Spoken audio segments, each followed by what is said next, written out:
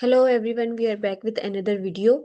Okay, in the previous video, we have learned about the data types of Python, and we also knew that we don't need to define the data type while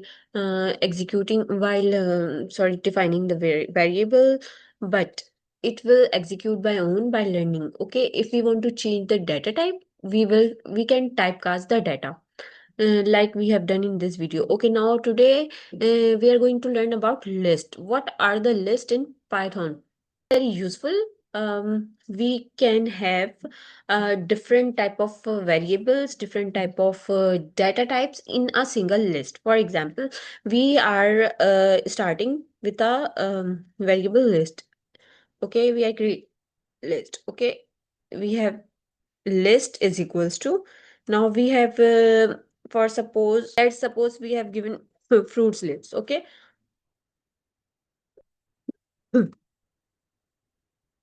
Now if I want to print list,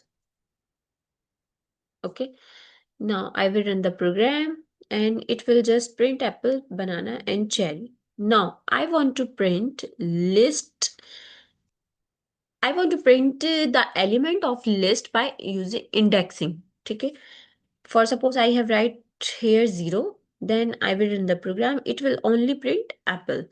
If I will write here 1, then it will print, sorry, what should I say? Okay, it will print, it should print banana. Okay, okay, for suppose I will write here -1, then what it is going to print? Cherry. Wow. Why? Because it will start from the end.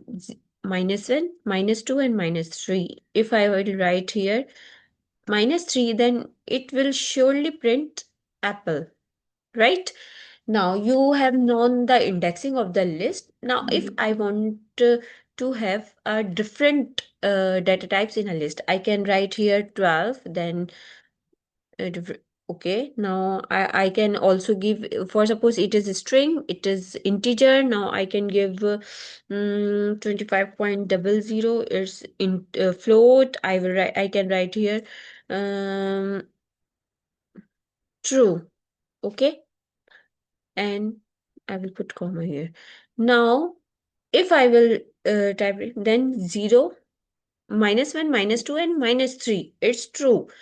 Of, or if I write here -4, then it will print floating point variables. Look, nice. Okay, if I want to, okay, a list can also be editable. Okay, we can add, remove items in the list.